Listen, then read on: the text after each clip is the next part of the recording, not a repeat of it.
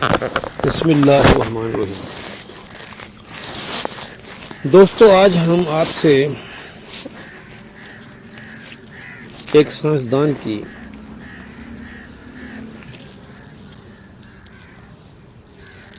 مختصر سی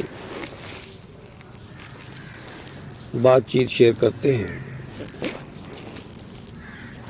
جس نے تاریک راتوں کو روشن کر دیا۔ نام ایڈیسن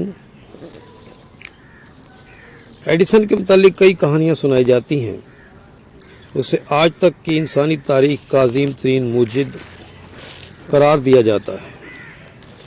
الجھے بالوں، سلوٹ زدہ کپڑوں اور تھکے ماندے چہرے والا ایڈیسن ہر وقت کام میں کھویا رہتا۔ وہ کبھی کبھار کچھ تکبر کا رویہ بھی اختیار کرتا۔ مثلاً ایک مرتبہ اسے تھوکنے کے لیے اگال دان پیش کیا گیا تو اس نے کہا کہ وہ فرش پر تھوکنا زیادہ پسند کرتا ہے کیونکہ وہ ہر جگہ اور ہر وقت پاس ہوتا ہے۔ ایک اور کہانی یہ ہے کہ اس نے انکینڈیسنٹ لائٹ بلب ایجاد کیا تھا۔ ایڈیسن سے پہلے بھی کئی لوگ یہ ایجاد کر چکے تھے، کچھ تو 30 برس پہلے بھی، لیکن کوئی بھی کارآمد نہ ہوئی۔ اس کا کارنامہ ایک کارآمد اور حقیقی بلب ایجاد کرنا تھا۔ انکینڈیسنٹ لائٹنگ میں ایڈیسن کی دلچسپی کا آغاز 1878 کے موسم بہار میں ہوا، جب 31 برس کی عمر میں وہ ایک ساتھی پروفیسر جارج بارکر کے ہمراہ چھٹی پر گیا۔ سیاحت کے دوران بارکر نے ایڈیسن کو، جو فونوگرام ایجاد کرنے کی وجہ سے پہلے ہی مشہور ہو چکا تھا، دیگر متعدد چیزوں کے ساتھ ساتھ یہ بھی تجویز دی کہ اب اسے امریکہ کے گھروں میں بجلی کی روشنی پھیلانے کا مقصد اختیار کرنا چاہیے۔ یہ بات ایڈیسن کے دل کو لگی۔ وہ مینلو پارک، نیو یارک میں تعمیر کردہ اپنی ایجادات کی فیکٹری میں واپس آیا تو ماہرین کی ایک ٹیم جمع کی اور دنیا کے سامنے اعلان کیا کہ وہ 6 ہفتوں کے اندر امریکہ کے گھروں میں روشنی کر دے گا۔ یہ پیش گوئی بہت رجاعیت پسندانہ ثابت ہوئی۔ ابتدا سے ہی ایڈیسن کے ذہن میں ایک ایسا بلب تخلیق کرنے کا منصوبہ تھا جو بہت کم کرنٹ سے بھی جل سکتا ہو، پائیدار ہو اور دوسرے بلبوں کے ساتھ مربوط نہ ہو۔ اگر ایک بلب خراب ہو جائے تو دوسروں پر کوئی اثر نہ پڑے اور ہر ایک بلب کو ایک سوئچ کی مدد سے آن آف کیا جا سکے۔ چنانچہ ایڈیسن اور اس کی ٹیم نے بلب بنانے کے ساتھ ساتھ ایک پورا نظام بھی وضع کرنے کی کوشش کی۔ انکینڈیسنٹ بلب ایک سادہ سا آلہ ہے اور اس کی تہ میں کار فرما سائنس برقی مدافعت کے مظہر پر مبنی ہے۔ برقی کرنٹ کو ایک میٹیریل میں داخل کیا جاتا ہے جو مختلف ڈگریوں پر اس کی مدافعت کرتا ہے، نتیجتاً وہ گرم ہو کر جلتا اور روشنی دیتا ہے۔ قبل ازیں بنائے گئے بلبوں میں بہت سے مسائل تھے، لیکن 2 مسائل نمایاں تھے۔ برقی کرنٹ گزارنے کے لیے استعمال کیے گئے فلامنٹس حرارت کو برداشت نہ کر پاتے اور جل یا پگھل جاتے۔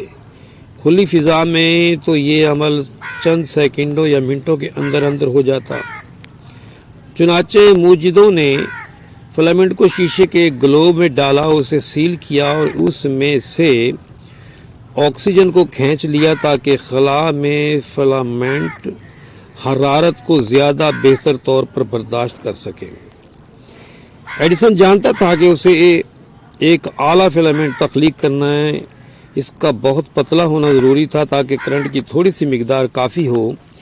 ایڈیسن اور اس کی ٹیم نے کامل فلامنٹ کی تلاش میں متعدد دھاتوں اور دیگر چیزوں کو آزمایا اور بالآخر پلاٹینم سے یہ کام لینے کا فیصلہ کیا کیونکہ اس کا نقطۂ پگھلاؤ کافی زیادہ ہے، تقریباً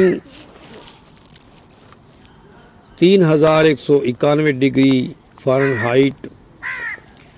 एडिसन की टीम के दूसरे अफराद ने शीशे के ग्लोब में से ऑक्सीजन निकालने के कुछ बेहतर तरीके भी वज़ा किए। प्लाटिनम फिलामेंट वाला बल्ब मौजूद साबित हुआ, लेकिन सिर्फ 10 मिनट के लिए। इतना वक्त जलने के बाद वो भी पिघल गया। नीज प्लाटिनम एक कामयाब और महंगी धातु थी। एडिसन और उसकी टीम ने तकरीबन 1600 मटेरियल्स को आजमाया और ग्लोब के अंदर से ऑक्सीजन खारिज करने के तरीकों को भी बेहतर बनाते रहे, मगर कोई ऐसी चीज़ न मिली जो उनका मकसद पूरा कर सके। एक रोज़ एडिसन ने कार्बन को बतौर फिलामेंट दोबारा आजमाने का सोचा। वो 1 साल पहले भी ऐसा कर चुका था, मगर बाद में इरादा तर्क कर दिया। उसे मालूम था कि कार्बन का नुक्ता पिघलाव 6233 डिग्री फ़ारेनहाइट या 4500 डिग्री सेंटीग्रेड है। एडिसन ने हिसाब किताब लगाया कि मौजू मुदाफ़ियत के साथ काम करने के लिए फिलामेंट को कुतर में 1/64 इंच और लंबाई में 6 इंच होना चाहिए। इसने गैस लैंपों के शीशों पर जमी हुई कालख खुर्ची उसे राल यानी टार के साथ मिलाया ताकि फिलामेंट की शक्ल दे सके। इस फिलामेंट पर किए गए तजुर्बात से मालूम हुआ कि ये 1 या 2 घंटे तक जल सकता था, लेकिन एडिसन कायल हो गया था कि अगर ये कार्बन इतनी बेहतर कारकर्दगी दिखा सकता है तो ज़रूर कोई और ऐसा मटेरियल भी होगा जो कार्बन में तब्दील किए जाने पर भी बेहतर साबित हो। और ये बात सोचकर उसने आम सूती धागे के टुकड़ों को आजमाया जिन्हें भट्टी में जलाकर कार्बन में तब्दील किया गया था। फिलामेंट बहुत नाजुक था जिसे लगाने में भी बहुत मुश्किल हुई। आखिरकार तमाम तैयारियां मुकम्मल करने के बाद करंट ऑन किया गया।